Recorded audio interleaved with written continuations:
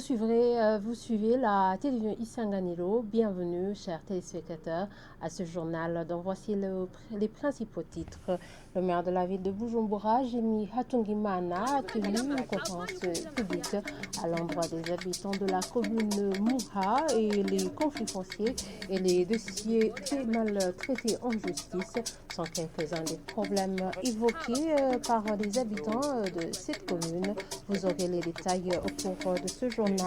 Et le 14 février de chaque année, le monde célèbre la journée dédiée à la sensibilisation aux cardiopathies congénitales. Comme vous l'entendrez au cours de ce journal, ces cardiopathies sont une réalité au Burundi. Le chirurgien cardiothoracique, Pierre Claver Nyonzima, va nous parler des signes de ces maladies.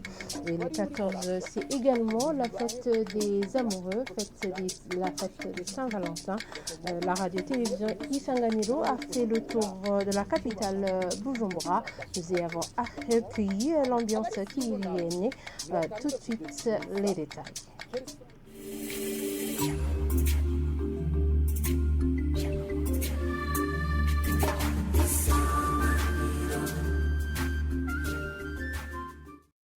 Encore une fois, bienvenue chers téléspectateurs. Plus de 200 cadres des différents ministères et départements sont en train d'être formés en gestion des performances.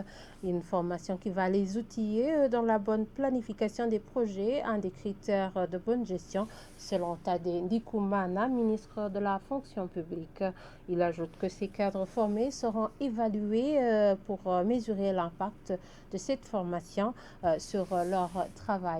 Le point plutôt suivait à ce propos, Dr Tade Ndikumana. Effectivement, nous avons ouvert un atelier de renforcement des capacités à l'endroit des différents cadres de tous les ministères.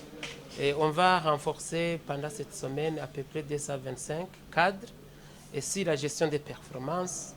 Et comme vous le savez, la gestion des performances, c'est le leitmotiv du gouvernement. Dans les objectifs du gouvernement, c'est que tous les fonctionnaires et travailleurs doivent être rémunérés sur leurs performances.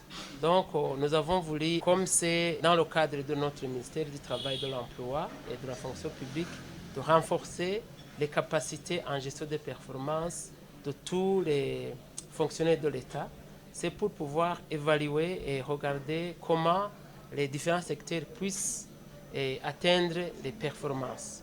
Les performances commencent par la planification. Comme vous le savez, chaque ministère a un plan sectoriel et lequel plan est en cadre avec le PND. Et chaque année, il y a une planification annuelle. Après, il y aura l'évaluation, bien sûr, parce que c'est à travers les planifications qui sont évaluées par le bureau à la présidence qu'on pourra voir si les objectifs de cet atelier, de ce renforcement de capacité ont été atteints. Et c'est dans le quotidien. Et nous pensons qu'effectivement, il y aura un léger mieux parce que c'est l'objectif du gouvernement. Page société maintenant, les conflits fonciers, les dossiers maltraités en justice, ainsi que les questions en rapport avec les terrains spoliés par les administratifs sont quelques-uns des problèmes présentés par les habitants de la zone Kanyosha ce lundi au maire de la ville de Bujumbura. Dans une conférence avec ses habitants, le maire de la ville, Jimmy Hatungimana, a demandé aux agents de la justice de revoir les dossiers non bien traités afin de les clôturer. Le point avec Jean-Marie Mayonga.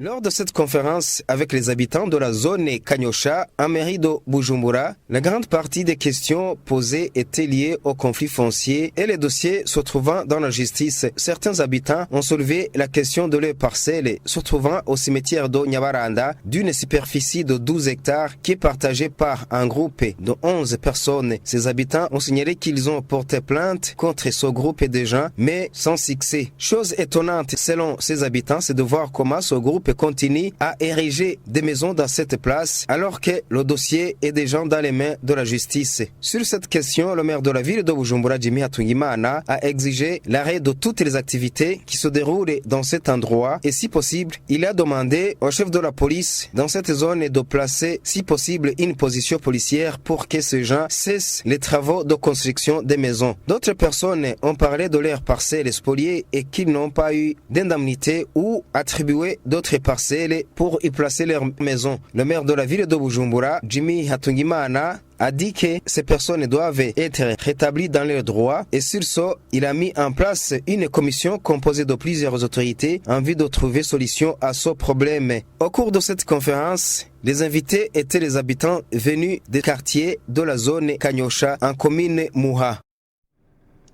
Page éducation maintenant, signature ce lundi d'un accord relatif à la réorganisation du recyclage des enseignants des trois premiers cycles à l'école fondamentale. Les deux parties, à savoir le ministère de l'Éducation nationale et la coalition des syndicats des enseignants COSESONA, se dit satisfait du pas franchi. Le secrétaire permanent au ministère de l'Éducation nationale dit que cet accord va permettre de cheminer ensemble dans la recherche de la qualité des apprentissages du système éducatif. Et le président de la coalition des syndicats des enseignants, COSESONA, salue le fait que le Conseil national du dialogue social a compris que les défis auxquels font face le système éducatif ne sont pas dus à l'enseignement seulement. Suivez à ce propos Victor Ndabani. Le test en cours d'organisation n'est pas un test d'évaluation au niveau des enseignants, mais plutôt c'est un test qui permettra au ministère d'avoir un module de formation des éducateurs appropriés. C'est un test qui permettra au ministère d'identifier les besoins en ressources humaines, les besoins en support pédagogique dont les établissements scolaires ont besoin pour pouvoir être au même niveau quant à la transmission des connaissances. Nous nous réjouissons du fait que les parties en négociation se sont convenus que les défis auxquels le système éducatif fait face ne sont pas seulement provoqués par l'enseignant. Des fois, les syndicats n'ont cessé de soulever que les irrégularités, la dégradation de la qualité des apprentissages a été influencée par l'enseignant. Mais au cours de la médiation, il a été constaté qu'il y a beaucoup d'autres facteurs qui ont fait que la dégradation de la qualité des apprentissages est liée. C'est une occasion aussi de saluer le fait que la médiation nous a permis de comprendre que tous les intervenants en matière de l'éducation méritent d'être recyclés, à commencer par ceux de l'administration centrale. Donc, vous comprendrez bien que le recyclage qui va bientôt commencer n'est pas l'affaire des enseignants seulement. Nous avons eu promesse que d'ici les jours à venir, tous les responsables scolaires à tous les niveaux, à commencer par les hauts cadres de l'administration centrale, les DEJ, les DPI, les DCI, les directeurs des écoles, méritent eux aussi d'être recyclés, d'être renforcés pour qu'ils puissent être de bons gestionnaires de ce système combien important dans la vie du pays. Page santé maintenant, le 14 février, le monde célèbre la journée dédiée à la sensibilisation aux cardiopathies congénitales qui sont des malformations cardiaques présentes à la naissance. Le chirurgien cardiothoracique Pierre Claver-Nyondima indique que ces pathologies sont une réalité au Burundi. Il appelle le gouvernement à s'équiper des ressources tant matérielles qu'humaines pour une chirurgie réussie à l'endroit de ces nouveau-nés. Suivez-le. Les cardiopathies congénitales, ce sont des maladies du cœur que présente l'enfant à la naissance. En peu de mots, généralement, la circulation fœtale, je dis bien qu'un enfant se trouve à l'intérieur de, en intra-utérine, à l'intérieur de l'utérus, est différente de la circulation de l'enfant après la naissance. Il y a normalement des modifications qui devraient se produire jusqu'après la naissance de l'enfant. Alors si ces modifications n'ont pas lieu immédiatement à la naissance de l'enfant, ça constitue en soi une forme de cardiopathie congénitale qui devrait être corrigée, et l'échéance dépend effectivement du degré de perturbation au niveau de la circulation sanguine de l'enfant après la naissance. Ce qui manque actuellement, ce sont essentiellement les données. Sinon, les pathologies congénitales sont une réalité ici dans notre pays. D'ailleurs, ce n'est pas seulement dans notre pays, c'est dans tous les pays. Parce que si c'est une réalité, je crois que tous les intervenants dans le domaine devraient, disons, chacun en ce qui le concerne, prendre des mesures, d'abord pour essayer de mener d'actions concrètes dans un proche avenir pour sauver ces malades, ces enfants qui souffrent de ces pathologies. Et en deuxième lieu, pour pérenniser, pour prendre des mesures pour la pérennisation de cette prise en charge, de la prise en charge de ces cardiopathies. Alors, je voudrais beaucoup plus me pencher sur les mesures à prendre sur le court terme, parce que déjà, dès lors que nous disons que les cardiopathies congénitales ici au Burundi est une réalité, il faut qu'il y ait quelque chose qui soit fait pour sauver ces vies. Alors, s'il y a un problème organique, le traitement ne devrait être autre que chirurgical. Il faut absolument résoudre ce problème organique. Ce qui nous manque, c'est aujourd'hui des appareils pour qu'on puisse faire une chirurgie cardiaque à cœur ouvert. La fête de la Saint-Valentin, dit la fête des amoureux, est une belle occasion pour manifester son amour à son partenaire et surtout à travers des présents, explications des citadins qui sont entretenus avec la télévision Isanganiro, une journée dont se réjouissent également les fleuristes. Ces derniers admettent que cette fête correspond à un pic de vente. Le point avec Nicole Ninatsk. Le rouge domine partout dans cette place où l'on vend des fleurs, située à l'avenue de la JRR près de l'ex-Athénée primaire. Les gens sont venus nombreux faire des commandes de bouquets de fleurs pour leurs partenaires en ce jour dédié aux amoureux, un moment idéal pour échanger des cadeaux comme preuve d'amour, indiquent ces personnes. Ce jour est très spécial et donc je dois surprendre ma femme pour qu'elle sache que je tiens vraiment à elle.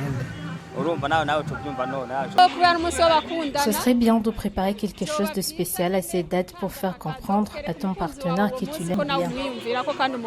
Tu osais venir aujourd'hui sans me donner de cadeaux et prétendre être ma femme. Cette date est aussi une occasion en or pour les fleuristes et vendeurs de vin et de chocolat, puisqu'ils réalisent un important pourcentage de leur chiffre d'affaires. Nous sommes très contents. Les clients sont nombreux à commander les fleurs. Surtout les roses rouges. Ce jour est très important. On a même monté des tentes.